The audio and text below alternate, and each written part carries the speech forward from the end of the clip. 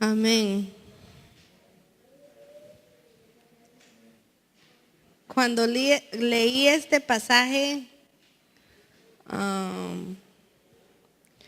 miré a mami y le dije, "Oh, can I switch with somebody?"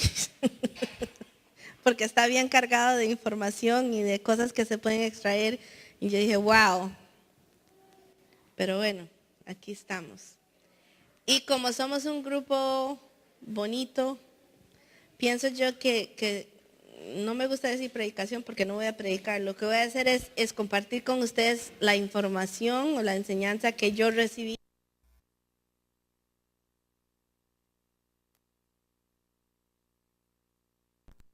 Y como es una sesión de enseñanza, entonces tengan la libertad de levantar la mano. No les prometo que voy a tener la respuesta, pero por lo menos tal vez podemos conversar y podemos hablar sobre el pasaje y extraer lo máximo que sea posible del pasaje. El pasaje no es muy largo, pero lo voy a leer para que tengamos un punto de referencia para el estudio, ¿ok? Es Mateo capítulo 10. Entonces, llamando a sus 12 discípulos, Jesús o Yeshua les dio poder sobre los espíritus inmundos para expulsarlos y para sanar toda enfermedad y toda dolencia. Y los nombres de los 12 apóstoles son estos. Primero Simón, llamado Pedro, y Andrés su hermano, y Jacobo, el hijo de Zebedeo, y Juan su hermano, Felipe y Bartolomé, Tomás y Mateo, el recaudador de impuestos, Jacobo, el hijo de Alfeo y Tadeo, Simón el cananita y Judas Iscariote, el que también le entregó. A estos 12 envió Jesús después de instruirlos diciendo, no vayáis por el camino de los gentiles y no entréis en ninguna ciudad de los samaritanos, sino id más bien a las ovejas perdidas de la casa de Israel. Y cuando vayáis, predicad diciendo, el reino de los cielos se ha acercado. Sanad enfermos, resucitad muertos, limpiad leprosos, expulsad demonios. De gracia recibisteis, dad de gracia. No os probéis de oro, ni de plata, ni de cobre para llevar en vuestros cintos, ni de alforja para el camino, ni de 2 túnicas, ni de sandalias, ni de bordón, porque el obrero es digno de su sostén. Y en cualquier ciudad o aldea donde entréis, averiguad quién es digno en ella y quedaos ahí hasta que os marchéis. Al entrar en la casa, dadle vuestro saludo de paz. Y si la casa es digna de vuestro saludo de paz, venga sobre ella. Pero si no es digna de vuestro saludo de paz, se vuelva a vosotros.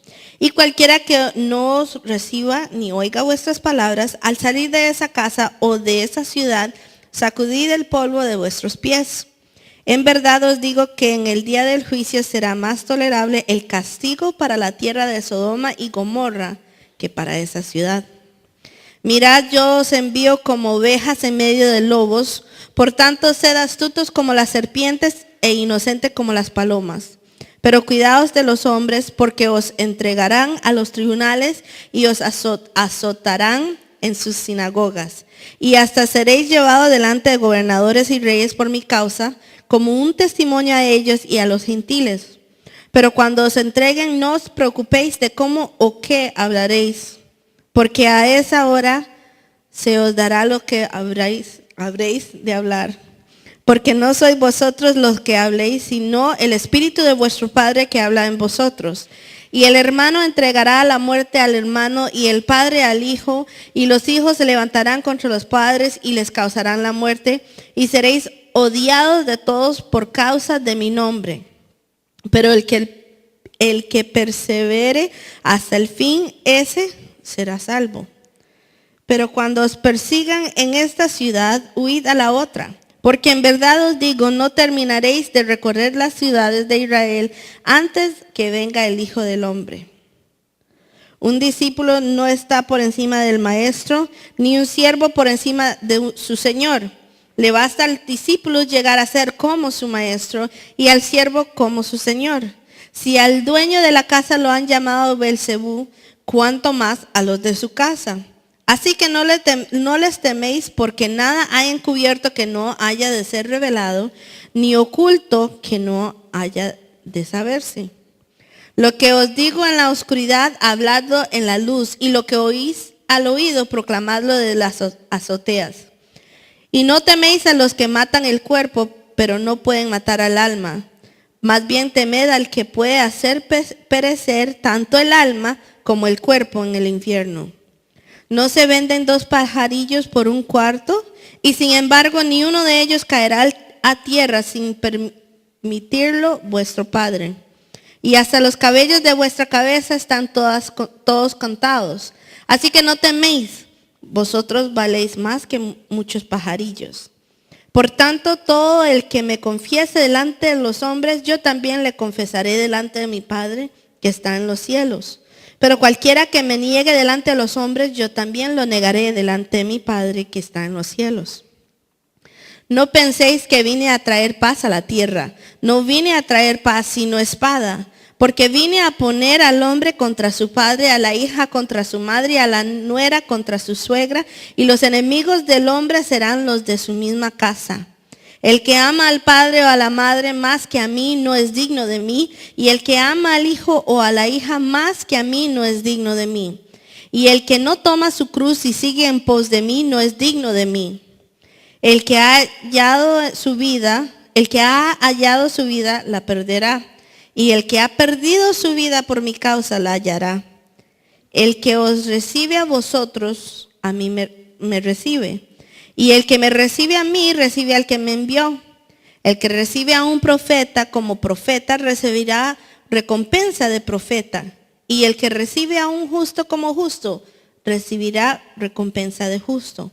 Y cualquiera que como discípulo de beber, aunque solo sea un vaso de agua fría, a uno de estos pequeños, en verdad os digo que no perderá su recompensa. Wow. Ok. Lo que yo me he dado cuenta cuando a mí me toca enseñar y cada vez que me pongo a estudiar la palabra o un versículo o un capítulo, lo que a mí me ha funcionado es ir verso por verso y extraer la información que puedo para ver qué es lo que el Señor me quiere decir. Porque no digo que esto pasa con ustedes, pero por lo menos a mí me pasa. Por ejemplo, acabo de leer toda esa información. Me recuerdo tal vez el 10% de lo que leí. Y me parece difícil de entender así todo junto. Pero si empezamos poquito a poco, verso por verso, y ir extrayendo información, yo me he dado cuenta que lo que el Señor quiere decir es muy simple y muy fácil de entender. Entonces, lo que me gustaría es hacerlo con ustedes y así yo puedo compartir. Y si el Señor les revele algo, ustedes han estudiado también y tienen algo que tal vez yo no menciono, lo pueden compartir también. Y así podemos ir aprendiendo y el Señor nos puede hablar en el día de hoy. Amén. Ok. Entonces, empezando por el principio, obvio. En los primeros versículos dice que Yeshua llama a sus discípulos y que les da instrucciones. Es interesante que en el versículo 1, Yeshua les dice que son su talmidim, sus discípulos. Pero si bajamos al versículo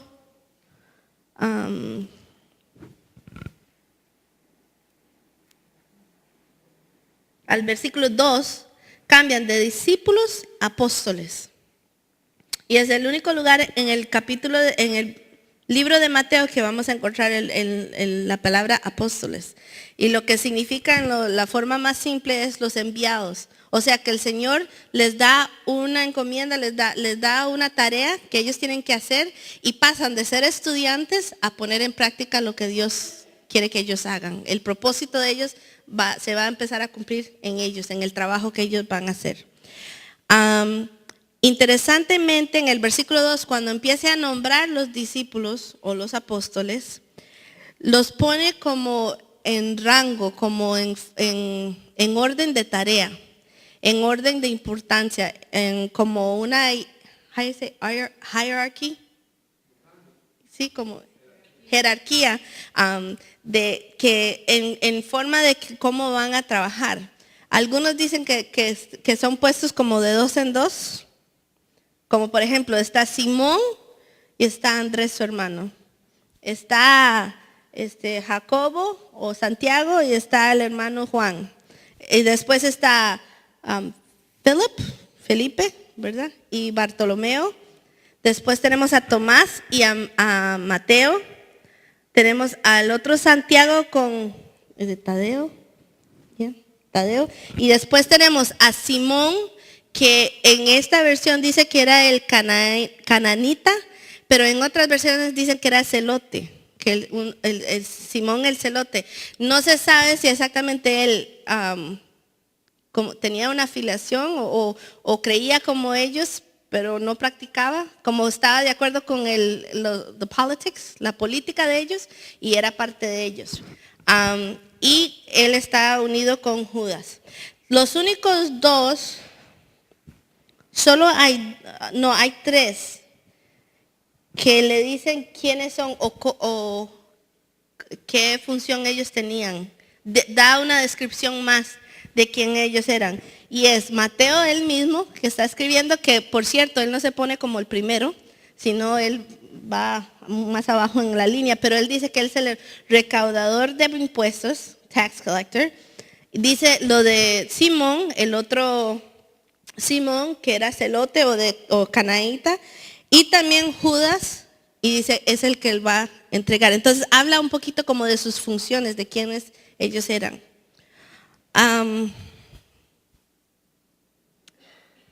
Es interesante porque en el versículo 5, cuando Yeshua empieza a darle las instrucciones a los discípulos, este versículo se ha usado mucho en el mundo cristiano para decir, vayan a los pueblos, vayan a los,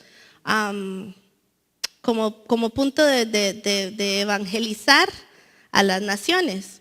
Pero si leemos cuidadosamente lo que Dios dice en el versículo 5, dice, a estos 12 se envió Jesús después de instruirlos diciendo, no vayáis por el camino de los gentiles y no entréis en ninguna ciudad de los samaritanos, sino id más bien a las ovejas perdidas de la casa de Israel. O sea, la tarea es muy específica. Ellos no están supuestos a ir ni a los gentiles, ni mucho menos a los samaritanos, sino que su objetivo es ir a las ovejas perdidas de Israel. Ahora, la pregunta es, ¿por qué Yeshua le dijo esto? Porque si eran observantes de la Torá, que en muchos instantes vemos que iban al templo, ofrecían sacrificio y guardaban los mandamientos, ¿por qué Yeshua les dice esto? Porque de naturaleza, como observantes de la ley, ellos no irían a los pueblos gentiles, ni siquiera irían, mucho menos donde los samaritanos, porque serían impuros, entonces no irían. ¿Por qué es que Yeshua les dice eso? Pregunta. Una respuesta, milagros. Oh. Una respuesta pudiese ser por nuestra naturaleza humana. Porque, ¿qué pasa cuando usted le dice a un niño, no vaya para allá, o no toque, o no haga eso? Inmediatamente lo quieren hacer. O por lo menos inmediatamente preguntan, ¿por qué es que no quieren que yo vaya allá? ¿Por qué es que no quieren que yo toque eso? ¿Qué va a pasar? Entonces, pienso yo que más que todo tenía que ver con ¿cómo se dice? Instigate, I don't know. Como picarlos, como picarles la mente y decirle, todavía no es el tiempo para eso. Su objetivo es ir a las ovejas perdidas de Israel. Y para mí eso fue muy importante porque me di cuenta, ¿cómo digo esto? Yeshua es el Mesías, Yeshua tenía un propósito, vino y cumplió con su propósito. Yeshua es el Mesías, es el Hijo de Dios. Yo no tengo ningún problema con eso. ¿Entiendo cómo es exactamente que funciona eso? No, honestamente, pero lo creo y lo tomo por fe. Entonces, muchas veces cuando hemos estudiado, vemos que es una repetición de establecer quién es Yeshua y cuál es su función en la Biblia y en la tierra y en nuestras vidas. Y es como repetitivo. Entonces a veces cuando uno piensa así, ay no, que Él es el Mesías, ay no, que Él es el Hijo de Dios, ay no, que Él es nuestro Salvador, como que a veces no ponemos atención a lo que está sucediendo. Pero lo que vamos a ver en el capítulo 10 de Mateo es que el propósito entero del capítulo 10 de Mateo es comprobar de que Yeshua es el Mesías, es el Hijo de Dios, que es el Salvador, y comprobar su posición en ese momento y para nuestras vidas. Entonces, cuando dice que vaya a las ovejas perdidas de la casa de Israel, a mí me confirmó que es solo una casa, que el objetivo de Dios es con su casa, con su pueblo. A través de su pueblo las naciones van a ser tocadas, van a ser alcanzadas y el Señor puede tener un futuro con ellos y ellos pueden ser adoptados como nosotros lo hemos sido. Pero la función de ellos es ir a la casa de Israel, no a nadie más.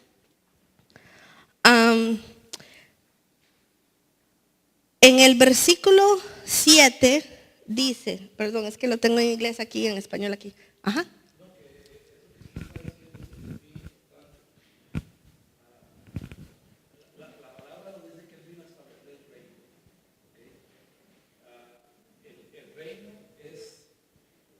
El reino de Dios,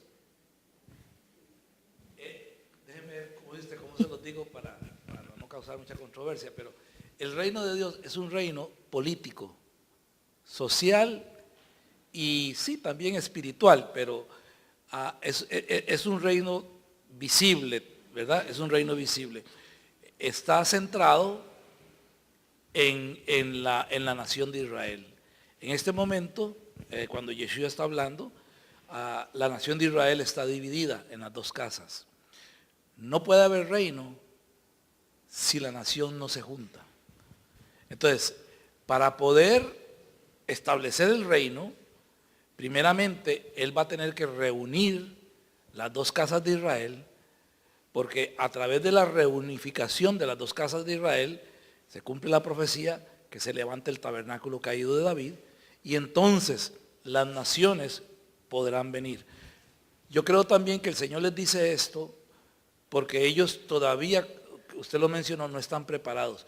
No es sino hasta Hechos capítulo 10, cuando Dios empieza a tratar con la, si podríamos decirlo, no nueva mentalidad, porque no es una nueva mentalidad, pero con un objetivo más amplio, que es ya no solamente reunir las dos casas de Israel, o el reino de Israel, sino empezar también a tener entrada todos aquellos que quieren formar parte de este reino. Si usted ve, porque estaba viendo en la última parte, creo que es en el capítulo 9, dice que Yeshua vio a las multitudes y tuvo compasión, y empezó a sanar y empezó a hacer y todo. Me parece a mí que es como que esto es el principio donde el trabajo va a empezar a ser conocido, porque hasta este momento Yeshua siempre se ha quitado, y cuando la gente quiere proclamarlo como el Hijo de Dios y todo, Él como que ha apacado todo. En ese momento es cuando empieza la tarea, pero ellos están en el puro principio. Por eso le digo que es un reino político y social. El declarar, cuando Yeshua dijo él, aquí lo dice perfectamente, yo no he venido a traer paz, sino yo he venido a traer división. ¿Ok? ¿Por qué? Porque al él declarar el reino de Dios, Se me está adelantando. lo que él está diciendo es que el reinado del César va a terminar. O sea, para que reine, para que se establezca el reino de Dios, tiene que ser quitado el César y el reino romano, el imperio romano. Por eso es que él todavía le dice a las multitudes y le dice a la gente, todavía no digan, todavía no es el tiempo, todavía no ha llegado el momento, porque en el momento que él lo declare, y en un momento él lo declara, ¿verdad?, de que el reino de los cielos, recuerda que nosotros leemos espiritualidad, pero él no está hablando del cielo, él está hablando que el reino de Dios se está manifestando aquí en la tierra tangiblemente. Interesantemente, porque el próximo versículo, el versículo 7, dice, y cuando vayas, predicad diciendo, el reino de los cielos se ha acercado. ¿Ok? Cuando él dice eso, Interesantemente, si usted ve la versión de Mateo y usted ve la versión de Lucas, creo que Lucas era griego. Entonces, cuando él escribe, él dice el reino de Dios. Pero Mateo, siendo judío, no dice Dios por cuidado al nombre, entonces dice el reino de los cielos, pero es lo mismo, está estableciendo algo. Entonces, cuando él dice, en inglés dice, as you go, proclaim. Y cuando vayas, predicad. Pero en inglés dice, mientras van, o sea, mientras van caminando, eso es lo que tienen que hacer. Y es proclamar que el reino de los cielos se ha acercado. Lo que esto nos dice, como cuando dice, y mientras van caminando, esto implica localidad, donde ellos están, ese momento físico. Y dice, predicando que el reino de los cielos se ha acercado, está hablando de proximity. How do you say proximity? Proximidad. En otras palabras, si estamos leyendo esto y entendiendo de que el Señor está hablando a un grupo de personas en un contexto, en un lugar, en una cultura en ese momento, lo que Él les dice tiene que tener sentido, porque acuérdense que antes de eso Él decía que Él hablaba en parábolas para que ellos no entendieran. Para mí esto es como la primera vez cuando Él les está hablando y les está dando la tarea y ahora ellos están empezando a entender o les está empezando a hablar un poquito más claro para que ellos puedan entender la tarea que ellos tienen. Entonces, eso significa que cuando Él le dice, diga o proclame o predique que el reino de los cielos se ha acercado, es para esas personas en ese momento. No es algo que viene, sino que es algo que se establece ya, que se manifiesta en la manera al final. O sea, Dios le dice esto, pero es casi como una profecía en sí, porque todavía no ha tenido su cumplimiento, porque todavía el César estaba reinando. Pero lo que significa es el reino de los cielos se ha acercado, es que uno pueda tener una relación con Dios y guardar sus mandamientos y el reino de Dios establecerse en uno.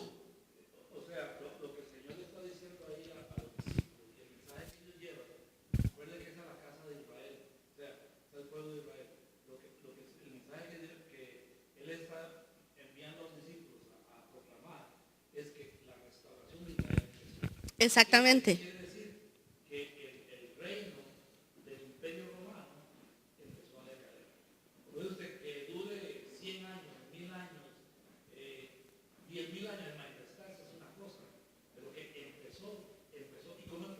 Ellos mismos, la restauración empieza en cada uno de ellos. Exactamente. Con un mensaje y con un objetivo específico.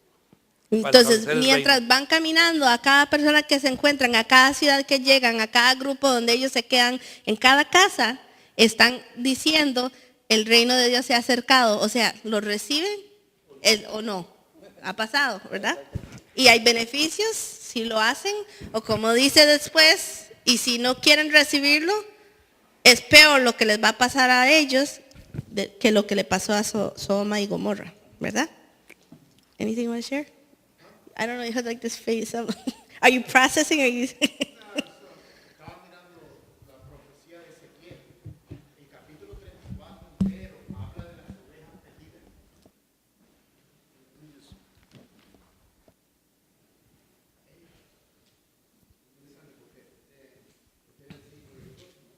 Habla de profecía. En este versículo que dice que yo no he venido a las demás naciones, sino solamente a la casa de Israel. El capítulo entero de Ezequiel 34 está hablando de eso mismo.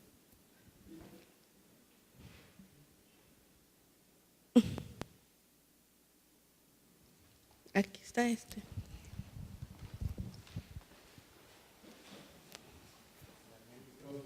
¿Se oye? Ok. Solamente voy a leer un versículo. El capítulo entero se trata de esto, pero dice, anduvieron perdidas mis ovejas, Ezequiel 34:4, versículo 6. Anduvieron perdidas mis ovejas por todos los montes y en todo collado alto y en toda la faz de la tierra. Fueron esparcidas mis ovejas y no hubo quien la buscase ni quien preguntase por ella. Este es un versículo que es clave con lo que el propósito de él. No solamente este versículo, pero si se lee el capítulo entero, habla de los falsos pastores y habla de el juramento que hace el Altísimo, que va a mandar a alguien que va a rescatar esas ovejas. Y vemos en este capítulo, en ese versículo, que el Mesías está cumpliendo esa profecía. Y no solamente aquí, Zacarías habla de la misma profecía de ovejas que han sido esparcidas por la faz del mundo y todo eso. Y vemos también en el próximo versículo, no quiero adelantarme, pero vemos también que él otra vez recalca la profecía de Isaías a su llamamiento, que es más que eso es lo que le dice a Juan cuando Juan le pregunta de nuevo en la cárcel, hey, ¿cómo sabemos, cómo se verifica? ¿Es usted el Hijo de Dios, verdad? Sí, y vemos que todo lo que él está haciendo es centralizado en cumplimiento a toda esa profecía. Exactamente. En el versículo 8 dice, sanad enfermos, resucitad muertos, limpiad leprosos, expulsad demonios, de gracia recibiste, dad de gracia. Es lo que está hablando el hermano Daniel, que hace referencia al libro de Isaías con el propósito o el trabajo del Mesías, y a través de ellos van a seguir con el trabajo de él, estableciendo el reino. Ahora, habla en el versículo 9 y 10, habla y les dice que no deben de llevar dinero, ni oro, ni plata, ni cobre, y que no deben de empacar un travel bag, una maleta con su ropa o así el carry-on con o una vara extra o cosas, porque ¿por qué?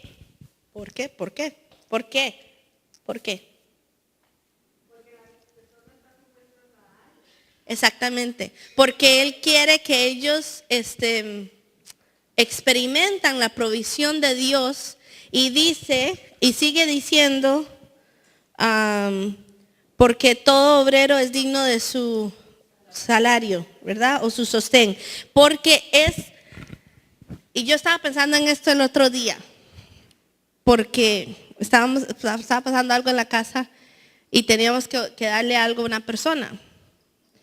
Y yo decía, sí, Señor, y tiene mucho que ver con este pasaje, porque este pasaje habla bastante, una porción bastante grande de la hospitalidad, de recibir a la gente y todo, y yo decía, sí, Señor, sí, está bien, pero también las personas no deben de ser a burden, una carga para la gente. O sea, en otras palabras, que es una relación recíproca, I guess, que en mi momento de necesidad yo le puedo pedir, pero también en su momento de necesidad, pero también yo tengo que poner de mi parte y hacer lo que yo tengo que hacer.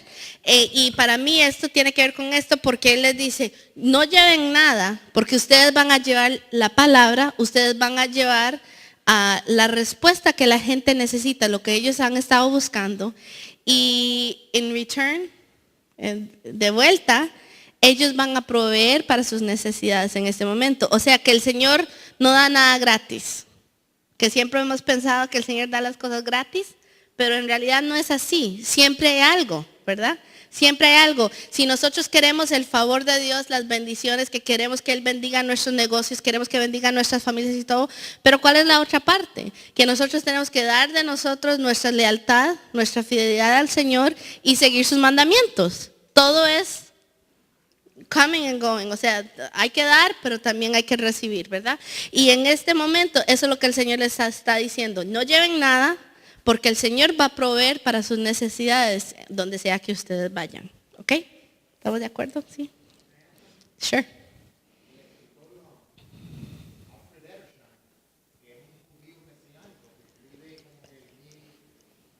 You have to press it to make sure it's green. El escritor Alfred Edersheim, que escribe como en el 1800, él es un judío mesiánico, él tiene un libro, que es un buen libro, concerniente al templo. Él dice que, y tiene un parágrafo, hablando de estos versículos, él dice que esos artículos eran en referencia a lo que la gente llevaban al templo.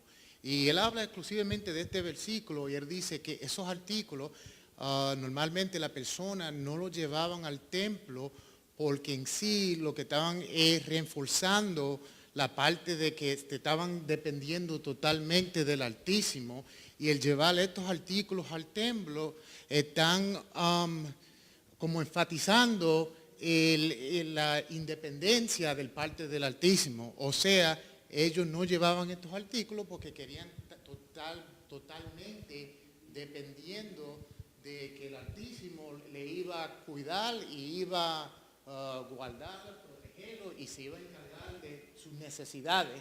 Y el hecho de llevar estas cosas al templo sería como una afrenta al Altísimo, es como dándole en la cara y dejándole saber que yo no estoy totalmente dependiente de ti. Entonces él hace estos artículos en referencia al templo. Sí, porque me imagino que, porque no solo eso, él empieza diciendo, y no lleven nada porque van a proveer, les van a dar, porque no se preocupe. Pero después empieza a decir, pero no se preocupe porque lo van a agarrar y lo van a llevar y le van a pegar y le van a hacer, o sea, eso es bastante, para cualquier persona, no somos humanos, eso es bastante preocupante, saber que vamos a salir a algún lugar, no sabemos cuándo vamos a volver, que tenemos este propósito que tenemos que cumplir con Dios y puede hacer que tengamos que huir, puede hacer que tengamos que pasar tiempo en la prisión, puede hacer que nos van a encarcelar y hacer un montón de cosas. Entonces es un reto para ellos de como decía Daniel, confiar en Dios, en que Dios iba a proveer para las necesidades de ellos. Ahora en el versículo 11 dice, cuando ustedes vengan a un pueblo, en cualquier ciudad, averiguar quién es digno de ella. ¿Cómo se averiguaba si alguien era digno de ella? ¿Cómo era? Pues esto tiene que ver muchísimo con la cultura del Medio Oriente, que era muy, muy particular en el sentido que estaba basado en la hospitalidad, en recibir a las personas. Como Abraham lo hizo cuando llegaron los hombres, no dijo, mira, tengo unos cupones de IHOP, vieras que hay un IHOP, si usted pasa ahí a la 22, aquí está. No hizo eso. Vino, sacrificó un animal, lo preparó y les dio de comer y pasó tiempo con ellos, porque eso era un deber, es una persona justa, eso es lo que hacía. Y, ¿cómo se dice? Era el honor de la persona estaba envuelto en el asunto. Entonces, ¿cómo iban a saber si alguien era digno de la ciudad? Inmediatamente al llegar, ¿quién era la persona que venía? Vengan, ¿tienen dónde estar? ¿Les puedo dar de comer? ¿Necesitan dónde dormir? Yo me acuerdo que varias veces cuando hemos ido a la casa de Shmuel, de un rabino, a familia de nosotros, y él, han habido veces cuando hay personas sentadas en la mesa y yo no los conozco. Bueno, de por sí yo no conozco mucha gente que ellos conocen, pero yo no los conozco. Y me doy cuenta que ellos tampoco los conocen muy bien. Que era el tiempo del Shabbat. Y invitaban a las personas a llegar porque no tenían dónde pasar Shabbat. Entonces lo que había que hacer es invitarlos a que cenaran con nosotros para ellos poder recibir del Shabbat. Esa es la costumbre. Entonces la persona que era digno o la persona que era considerado justo era la persona que iba a invitarlos a ellos a que pasaran a comer y quedarse con ellos.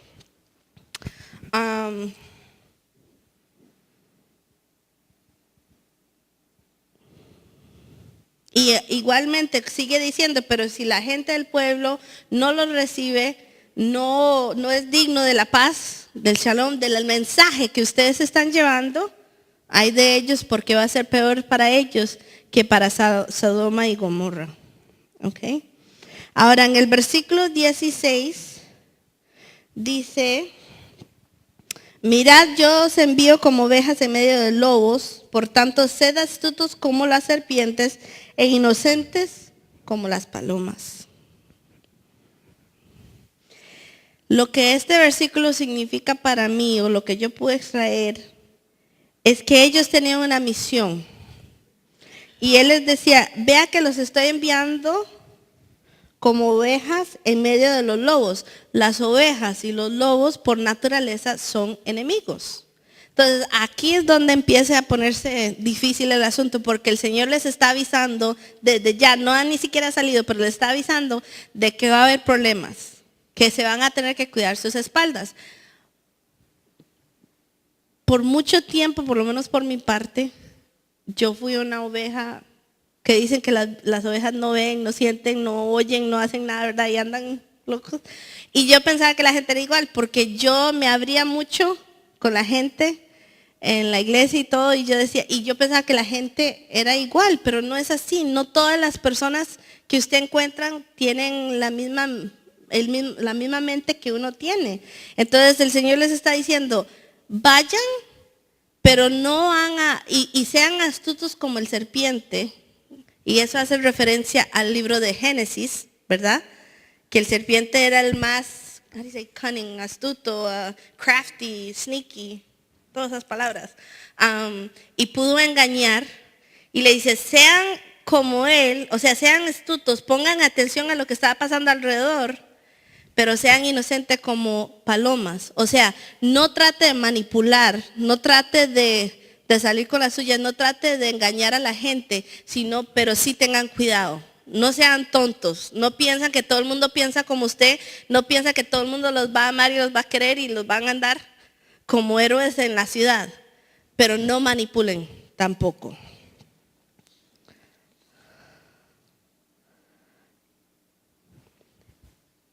Y aquí es donde inmediatamente cuando empecé a leer lo que sigue en el versículo 18, me puse a pensar inmediatamente cuando estudiamos el libro de los Hechos, cuando hablamos de la vida de Pablo y cómo él fue por todo un proceso que pasó años, con varias veces que quisieron matarlo y que su vida estuvo en peligro, pero el Señor tenía un propósito con él, para que él se pudiera presentar delante de reyes, como dice, de gobernadores, para dar su testimonio. Y a través de él, los gentiles pudieran conocer de la palabra y del Mesías y del propósito que Dios tenía. Y de la misma manera, entonces, como hemos estudiado, es como que ya sabemos lo que va a pasar. Y porque en el versículo 18 dice, y hasta seréis llevados delante de gobernadores y reyes por mi causa, como un testimonio a ellos y a los gentiles. Entonces en el principio les dice, no vayan a los gentiles, no vaya a los samaritanos, solamente vaya a las ovejas perdidas de Israel, porque se tiene que establecer primero Israel. Pero a través de su jornada, del propósito que yo tengo con ustedes, van a terminar frente a gentiles y personas en poder, y mientras que ustedes estén hablando, los gentiles van a tener oportunidad de escuchar.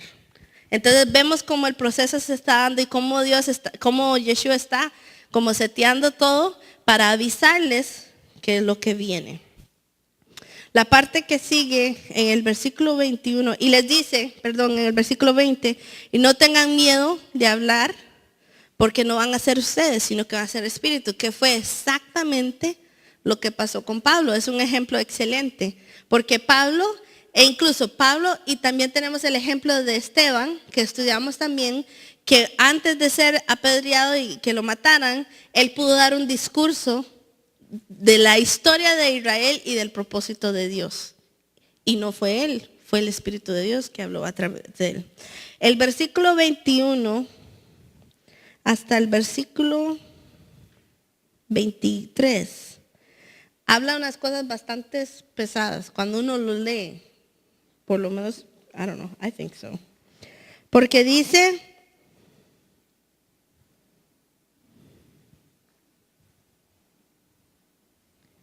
y el hermano entregará a la muerte al hermano y el padre al hijo, y los hijos se levantarán contra los padres y les causarán la muerte, y seréis odiados de todos por causa de mi nombre, pero el que persevere hasta el fin, ese será salvo.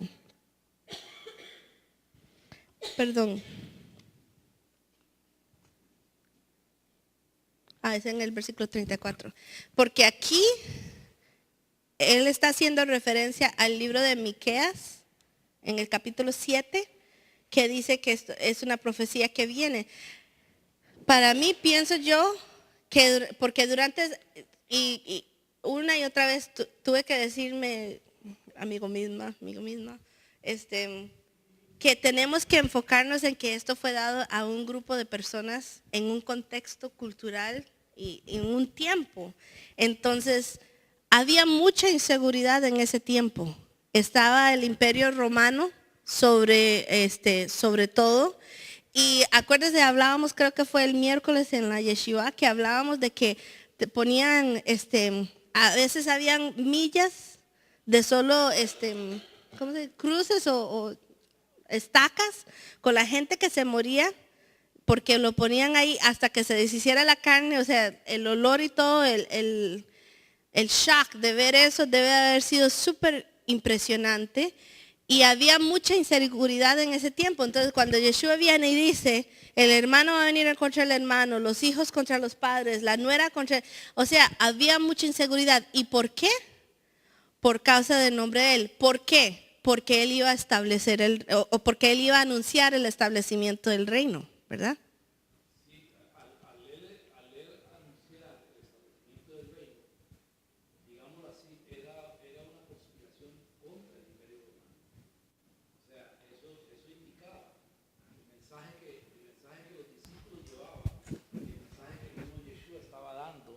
It was dangerous. Era que, como dije anteriormente, el periodo o el imperio romano había llegado a su fin. Entonces, lógicamente, como en todo gobierno de terror, porque eso era lo que era el imperio romano, y para eso era que crucificaban a la gente y la dejaban crucificada hasta que la carne se deshiciera en las cruces, porque era una forma visible de aterrorizar a la gente.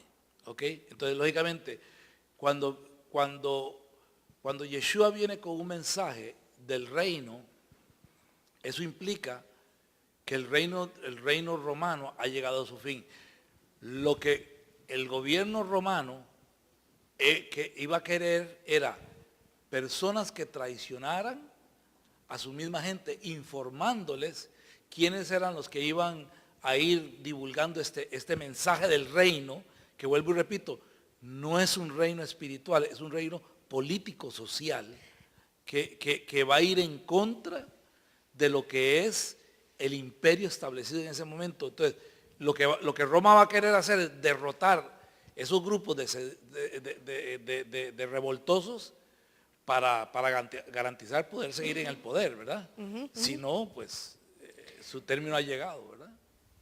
Un ejemplo perfecto. Yo creo que nosotros tal vez no lo vemos como algo tan such a big deal, no lo vemos como algo tan grande, porque hoy en día nosotros tenemos la libertad de expresión y no se ve ese tipo de cosas. Pero si nos remontamos 50 años atrás o 60 años atrás con la Segunda Guerra Mundial, que it really wasn't that far away, eso es exactamente lo que pasaba con los Gestapo y con los the informants, que los mismos judíos que iban y decían dónde estaban escondidos para que los agarraran y los llevaran a los gas chambers. Y eso es lo que sucede aquí, ¿verdad? En este pasaje de lo que el Señor está haciendo, ¿verdad? Está anunciando, o sea, es un mensaje bastante fuerte, ¿verdad? Porque va a ir, digámoslo así, atrayendo a gente que está esperando la redención final y que está esperando la restauración de todas las cosas. Y ellos saben que no iba a venir si no venía el Mesías. Roma lo sabía, aunque no lo creyera, él lo sabía. Si aparece un Mesías y la gente cree en ese Mesías, eso implica que va a haber una revolución, el pueblo se va a levantar, porque ellos entendían que cuando ese Mesías apareciera, Dios iba a intervenir en ellos. Y el problema no era ni siquiera Roma, el problema era que el mismo pueblo no creía en el Mesías que estaba enfrente de ellos. Entonces, como ellos había que unirnos a ellos primeros antes de poder ir a anunciar a que eso estaba sucediendo, ¿verdad? Alba. Se me viene a la cabeza ahora que está hablando usted de que ahora que tenemos libertad de expresión, entonces se me vienen a la cabeza los videos del grupo ISIS, que es lo mismo que hacía Roma, el poner hasta 1000 cruces en un camino para imponer el terror, en este momento lo actualizaríamos como a los videos que mandan, donde están sacrificando cristianos, los niños los están desgollando, les están cortando, decapitando, ese montón de gente. Es la manera de imponer el terror para que acepten el Estado Islámico, que es un estado de terror. Entonces estamos viendo que se repite, porque de alguna manera están tratando de imponer un reino, el reino islámico, como sea. Y, o sea, al final, lo que yo saqué de esto, yo creo mucho, y lo hemos dicho aquí, que todo es cíclico. Todo vuelve a pasar y vuelve a pasar porque no nos cae, o sea, we don't get it. Entonces las cosas siguen pasando y siguen pasando. Es exactamente lo que está pasando, porque si uno tiene miedo, ese tipo de miedo, uno hace lo que sea para salvar su vida, no sabiendo que al final, cuando ya terminan con uno, con su tarea, lo van a matar anyway. O sea, no hay escapatorio, ¿verdad? Algo interesante es que lo que nosotros llamamos la libertad de expresión que gozamos en Occidente es simplemente que la iglesia vendió el mensaje. Si la iglesia se para y empieza a denunciar la corrupción del gobierno, estoy seguro que no tardarán meses en que se dará el cierre de millones de iglesias. Si la iglesia verdaderamente se levanta con un mensaje del reino. Lo que pasa es que hoy el mensaje está tan mezclado que hasta tenemos non-profit organizations y el gobierno les da recursos. ¿Por qué? Porque hay una interacción y el mensaje no es severo. Exactamente, no hay una marca en el que verdaderamente se dividan los dos reinos, ¿verdad? Ese es el mensaje que trajo el Señor. Por ejemplo, de acuerdo a lo que usted estaba diciendo con respecto a eso, yo leí un artículo que en Texas, I think it is, había una congresista o senator o algo así que estaba tratando de pasar una ley que decía: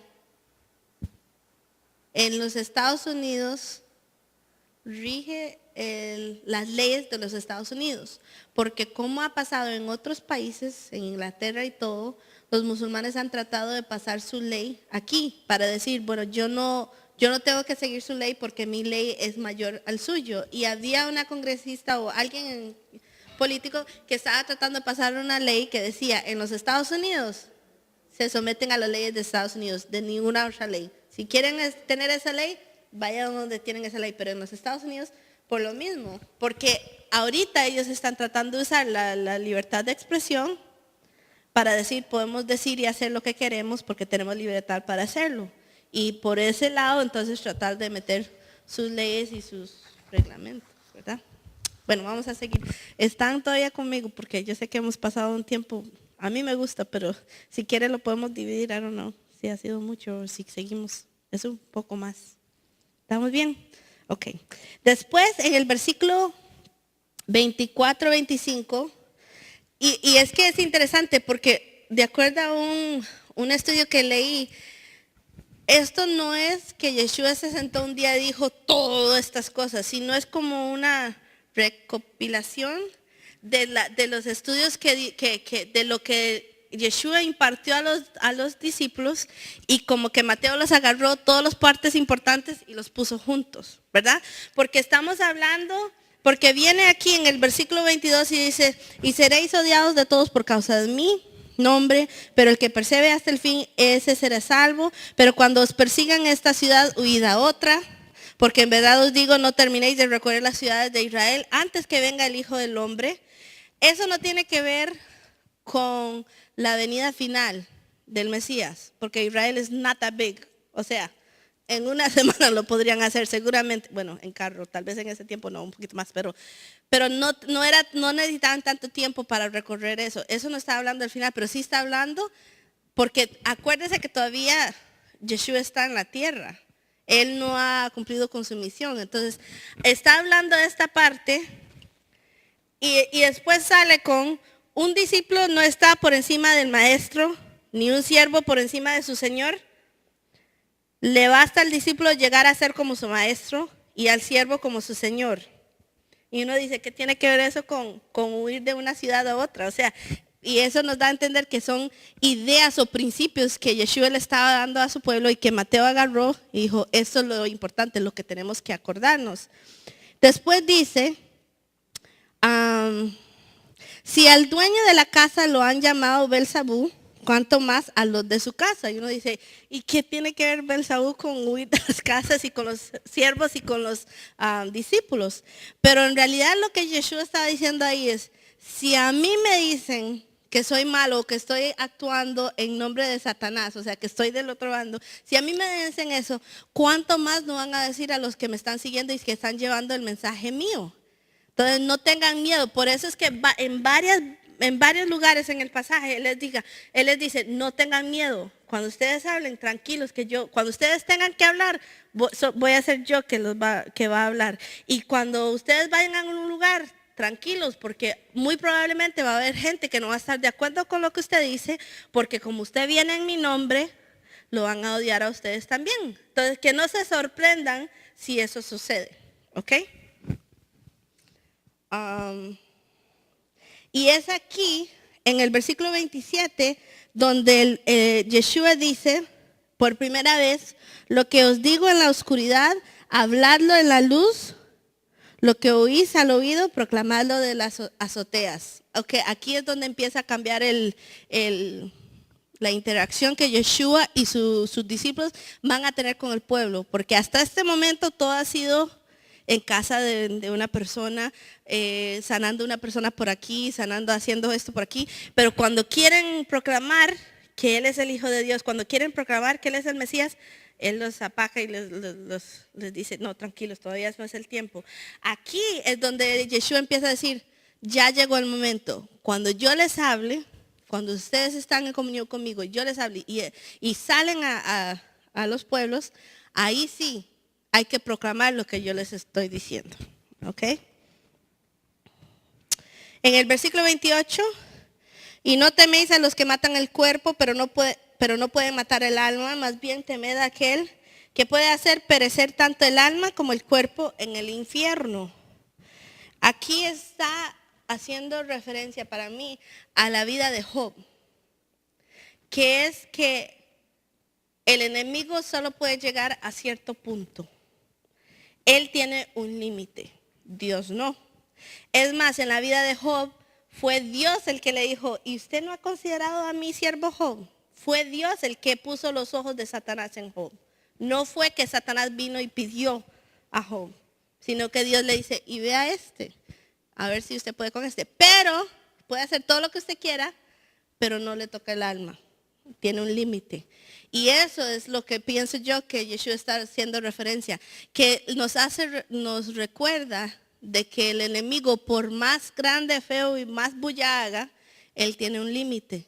Solo que Dios no tiene límite y Dios es el que tiene cuidado de nosotros. Entonces lo que Él dice es, el que persevera hasta el final, o sea, el que puede guardar lo que yo les he mandado, el que puede seguir esto, al final ese es el que va a ser salvo. Su alma va a ser spared, va a ser salvo.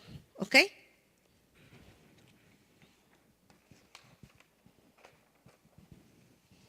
En el versículo 32. Viene y dice, por tanto, todo el que me confiese delante de los hombres, yo también le confesaré delante de mi Padre que está en los cielos. Pero cualquiera que me niegue delante de los hombres, yo también lo negaré delante de mi Padre que está en los cielos.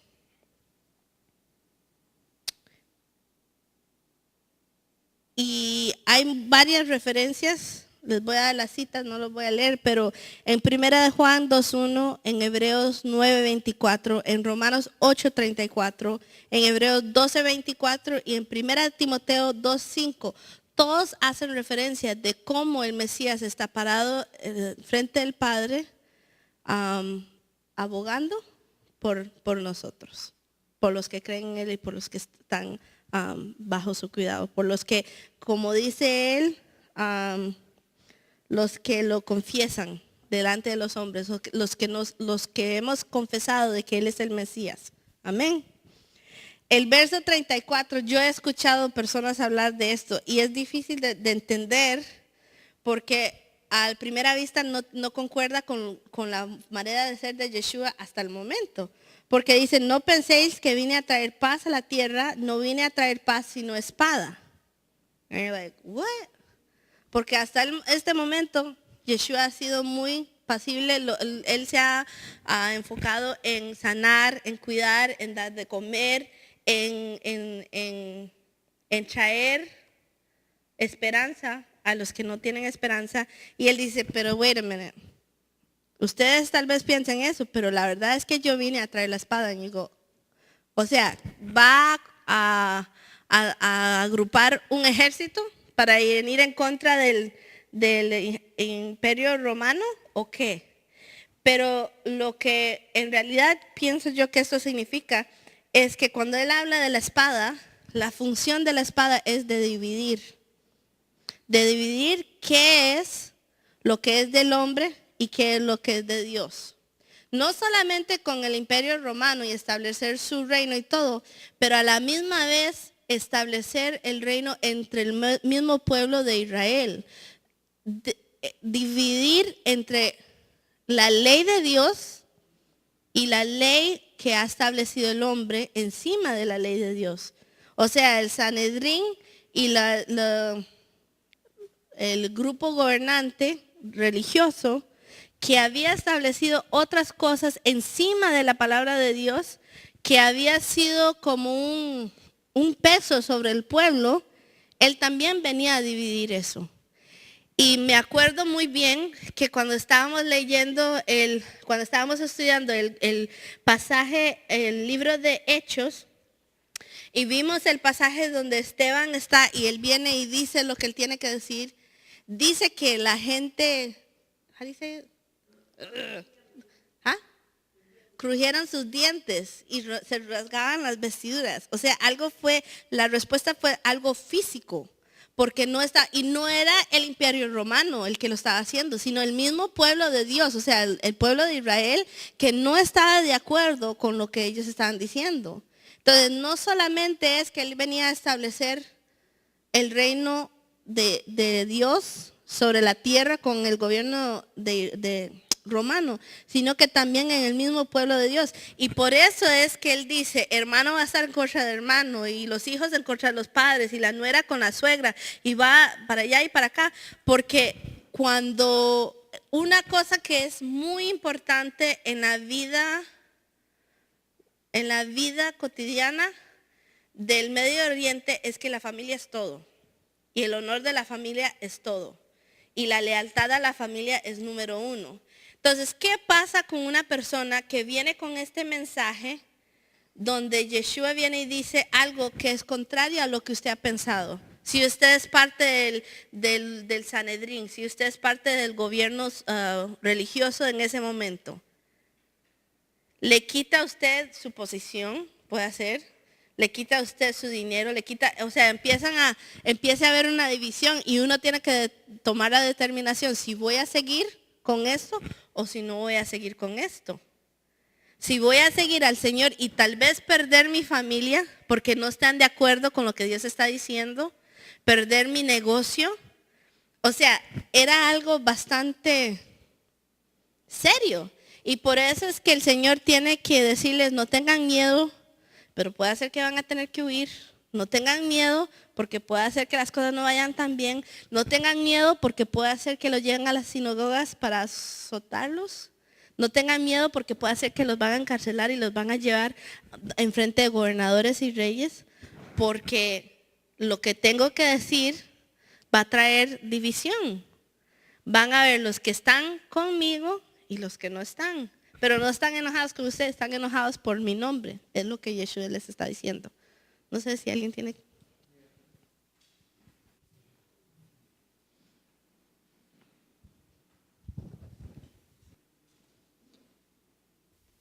Esto es interesante porque estábamos hablando, estaba con un grupo anterior, hoy estábamos discutiendo el tema del Mesías, en concerniente a los judíos, casi la mayoría de ellos, dicen que él no cumplió, él no puede ser el Mesías, porque muchos de los requisitos del Mesías él no lo cumplió. Y la profecía más prevalente o más importante que yo creo que el mismo cristianismo, el judaísmo se llevan es la profecía de Isaías 11. En la profecía de Isaías 11, una de las cosas que dicen los judíos concerniente a por qué él no es el Mesías es porque se supone que el Mesías tenía que traer paz. Y solamente voy a leer un versículo, pero de la segunda parte del capítulo 11 habla de eso, de la paz que él tiene que traer. El versículo 6 nos da un ejemplo, dice, morará el lobo con el cordero y el leopardo con el cabrito y se acostará. En otra palabra, la profecía aquí en Isaías habla del hijo de Jesse, que va a salir de la raíz y termina con la paz que él va a traer, que se supone que esto va a acontecer en el futuro, como en el millennium, o algunos se cree que va a ser en los nuevos cielos y la nueva tierra. Y el versículo que estaba leyendo es interesante porque el Mesías está diciendo, ahora mismo yo no vine a hacer esa parte del cumplimiento. O sea, esa parte que esperaban que el Mesías iba a cumplir, lo va a hacer, pero ahora mismo no es el tiempo.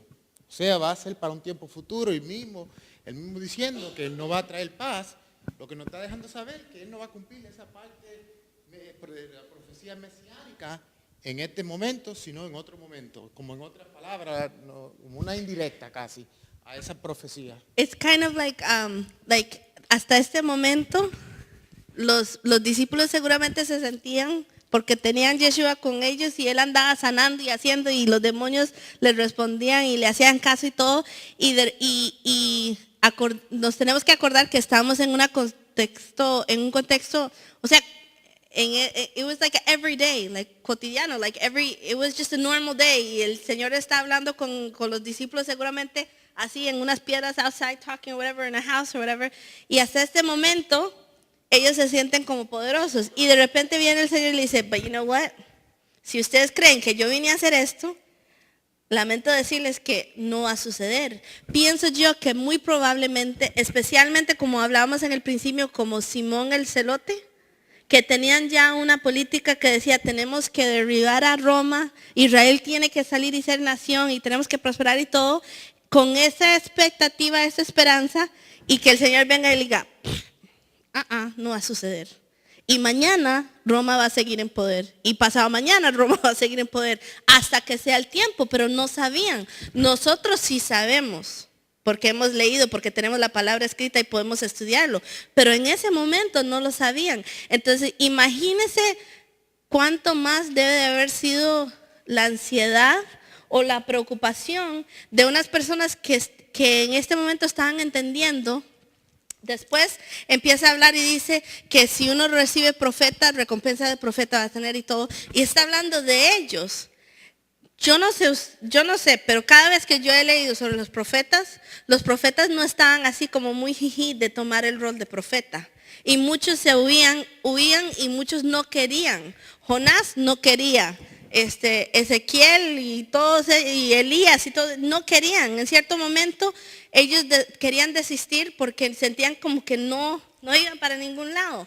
Y aquí básicamente lo que Yeshua les está diciendo es que ustedes van a ser profetas. Ustedes van a ir anunciando algo que va a traer caos, que va a traer división, que va a traer problemas. Y van a tener que andar corriendo y van a tener que siempre andar buscando tras sus espaldas para ver quién viene detrás de usted, quién está con usted, quién no. Y encima de eso, y si ustedes pensaban que yo iba a venir y entrar triunfante como el rey de David, les confieso que no va a ser así, ¿verdad? Es más, interesantemente, sigue diciendo, en el versículo 37 dice, let me see, I have to go back, sorry.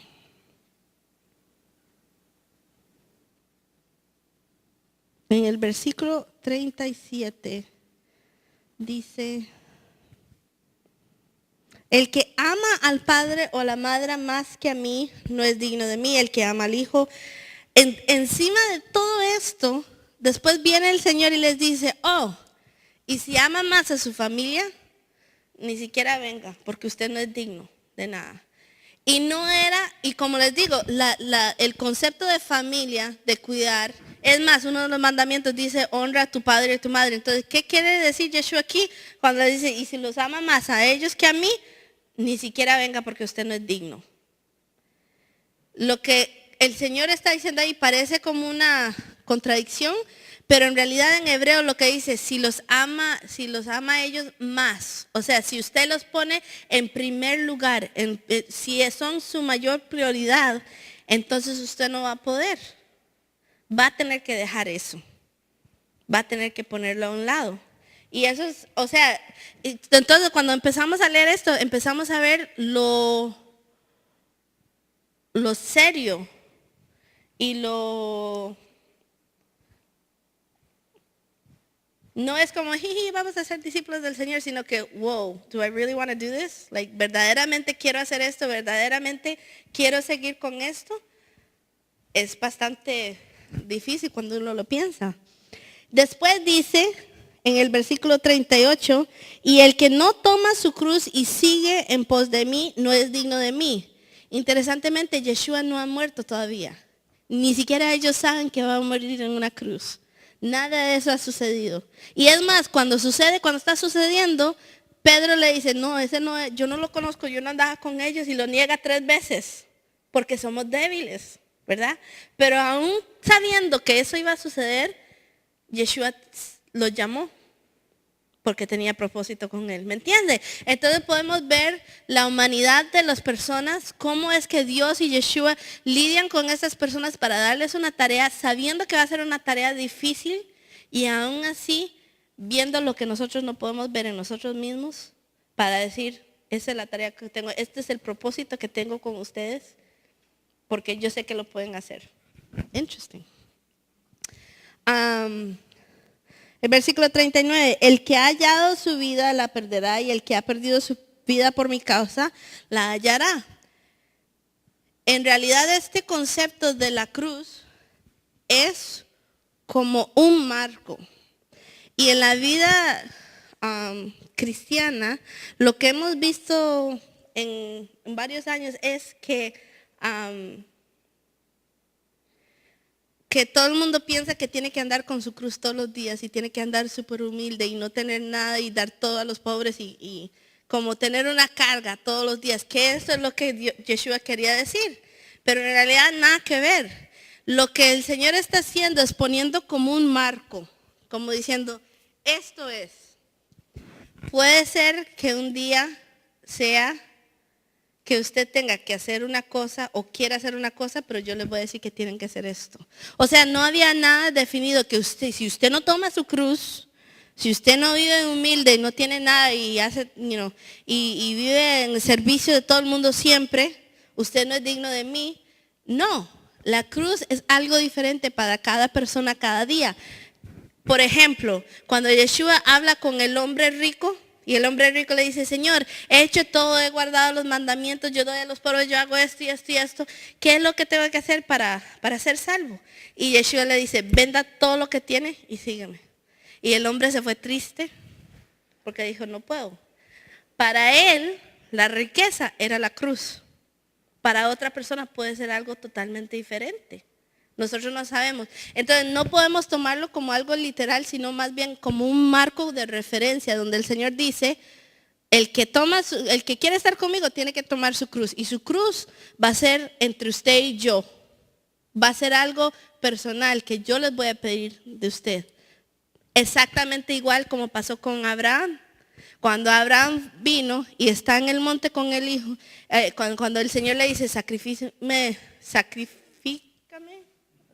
el hijo, y dice, ¿cuál? El que amas. O sea, la respuesta a la oración que él había tenido por años, y el Señor le dice, démelo, lo quiero de vuelta.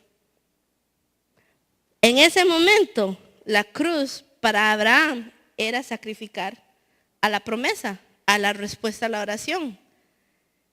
Y cuando llega el momento, Dios provee para él, porque lo que le interesa es el corazón de la persona, No le interesa ni el hijo, ni las riquezas, ni las cosas.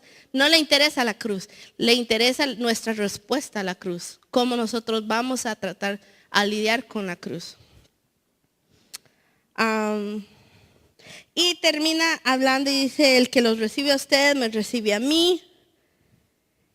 Y el que recibe a un profeta, va a recibir la recompensa de profeta. Y yo decía, ¿cuál es la recompensa de la profeta?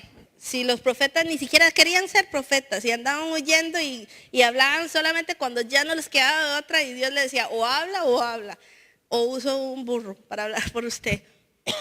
¿Cuál es la recompensa? Pienso yo que la recompensa de profeta es la habilidad que Dios nos da de abrirnos los ojos y ver las cosas como Él lo ve. Exactamente como pasó con, I don't know if it was, I always confuse them, Elías o Eliseo con el siervo. Eliseo, que estaban rodeados del enemigo y el siervo decía, pero ¿cómo vamos a hacer? Hay muchos más con ellos que nosotros. Y Eliseo le dice, Señor, ábrele los ojos para que él pueda ver lo que yo no veo. Y veía la provisión de Dios que está alrededor de ellos, de los armies, ejércitos de ángeles que están alrededor, listos para pelear la batalla. Entonces la recompensa no es, decimos recompensa y pensamos que va a ser algo fun or good or whatever. En realidad es una responsabilidad, es una intimidad con Dios más profundo, donde Dios nos permite ver las cosas como Él lo ve. Y de esa manera alientarnos y darnos esperanza para lo que nos sigue adelante. Entonces no nos quita las cosas pesadas, las cosas difíciles que nos toca hacer, pero sí nos da como las fuerzas, como el impulso para seguir adelante, para reconocer que Dios está conmigo y Dios es el que me dio las palabras. Lo único que tengo que hacer es darlas y Él verá cómo hace con el resto, ¿verdad? Y después dice que cualquiera que recibe al justo, recibirá recompensa de justo. ¿Qué dijimos que era el justo? La persona que se abría las puertas de su casa para poder recibir la palabra de Dios y el mensaje que Dios tenía. ¿Y cuál es la recompensa de eso? Lo mismo que pasó con Obed-edom cuando llevaron la arca a su casa, que ni siquiera era creyente, right? He wasn't creyente, ¿verdad? Ajá. Exacto, era gentil. Pero ¿qué pasó? Que cuando llegó el arca a su casa, hubo bendición, like for 3 months, ¿verdad? 3 meses tuvo bendición. Entonces, ¿cuál es la recompensa del justo? Que cuando uno abre las casas para recibir el mensaje y lo que Dios tiene para uno, Dios trae paz, pero paz en la forma de shalom. ¿Y shalom qué es? Que provee para cada necesidad, para estar bien económicamente, para estar bien de salud, para estar bien en todas las áreas de la vida de uno. Y dice, y cualquiera que como discípulo dé de beber, aunque solo sea un vaso de agua fría a uno de estos pequeños, en verdad os digo que no perderá su recompensa. En el capítulo 9, al final, vemos que lo que Yeshua vio cuando vio a las multitudes era que se conmovió en compasión hacia el pueblo. Porque todo el mundo llegó para recibir la comida gratis. O sea, todo el mundo estaba ahí. Pero apenas Yeshua dice, pero hay que llevar su cruz. Wow, I don't know if I want to take all that. Pero lo que él dice es que la compasión que él tenía, nosotros lo tenemos que tener también. Con los pobres, con los necesitados y abrirnos para dar. Y en su momento Dios nos dará también cuando nosotros tenemos necesidad. Espero que les haya quedado algo. Pienso yo que fue muy interesante, por lo menos para mí, estudiar el capítulo 10 y cómo Dios tan sencilla, parece no sencillo, parece complicado y parece contradictorio, parece que hay un montón de cosas que no van, pero cuando uno lo empieza a desmenuzar, se da cuenta de que el mensaje de Yeshua es muy fácil de entender, no fácil de caminar y aceptar, pero fácil de entender. Y para aquellos que quieren aceptar el reto, hay una recompensa y hay algo de parte de Dios para nosotros. Amén.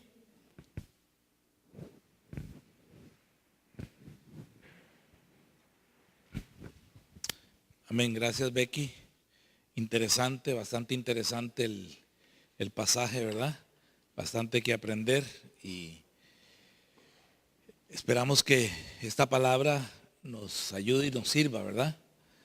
El seguir al Señor. Yo pensaba, cuando usted decía recompensa de profetas, y yo me puse a pensar en los profetas y yo no sé si yo quisiera la recompensa de los profetas. Que todos murieron, pero lo que está hablando es la recompensa que viene de parte de Dios, lógicamente, ¿verdad? Entendemos eso, pero si lo miramos, vemos que la recompensa del profeta y la recompensa del justo, el profeta y el justo, eran personas que casi siempre llevaron una vida de sufrimiento. ¿Por qué? Porque la sociedad, el entorno no los podía recibir. Pero ¿qué era la ventaja? Como cuando el profeta dijo, Señor, ábrele los ojos al siervo. Ellos sabían y conocían a Dios de una manera y en una intimidad diferente. Santiago dice, la oración del justo puede mucho.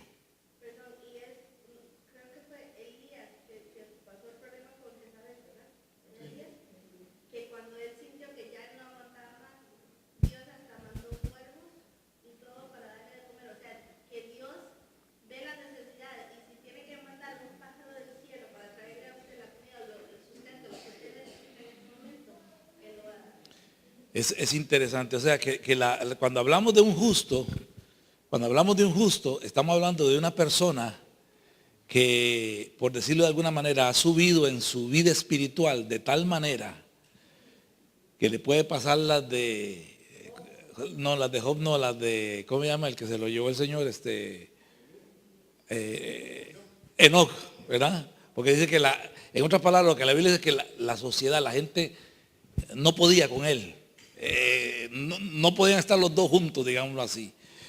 Y la palabra del Señor habla bastante acerca del justo. Ahora me acuerdo de una anécdota, creo que fue con Menachem Begin. Él vino a Nueva York.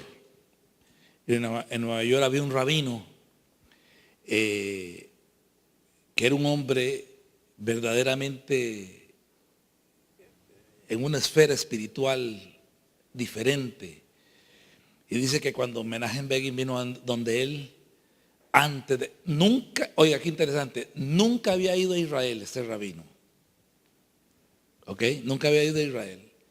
Y cuando Menachem Begin entró, él empezó a decir cómo era la tierra de Israel. Sin estar allá, le dijo dónde Menachem Begin tenía los ejércitos, fue el tiempo de la guerra, y le dijo cómo tenía que mantener la posición del ejército y le dijo también cómo iba a ganar la guerra. Menachem Begin volvió, hizo lo que el rabino dijo y efectivamente ganó.